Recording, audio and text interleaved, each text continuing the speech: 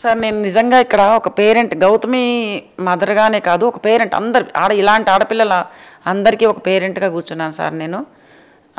At the same time నేను ధర్మ వైపు కూడా మాట్లాడతాను. ఎందుకంటే ఆ పిల్లోడు చాలా జెన్యూన్గా ఇవన్నీ బయటపడ్డ తర్వాత నేను మా హస్బెండ్ వెళ్ళి మా హస్బెండ్ చెప్పిన తర్వాత చాలా కమిట్మెంట్ తోటి ఎప్పుడు మేము ఆ అబ్బాయిని ఇన్ని సంవత్సరాలుగా ఎంత ప్రేమగా చూసామో అంతే ప్రేమతో తను ఒప్పుకున్నాడు మా దగ్గర.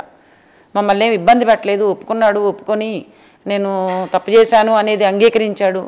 అంగీకరించిన తర్వాత మేము చెప్పి తను తీసుకెళ్ళాము, మా అమ్మాయిని ఇంటికి తీసుకెళ్ళాము.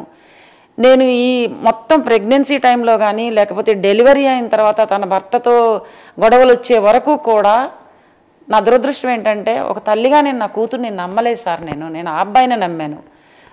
నా కూతురు ఎవిడెన్సెస్ తోటి సహా ఆ వీడియోలు ఆ మెసేజ్లు అవన్నీ నాకు చూపించే వరకు నేను నమ్మలేదు. నేను అసలు షాక్కు గురయ్యాను నేను.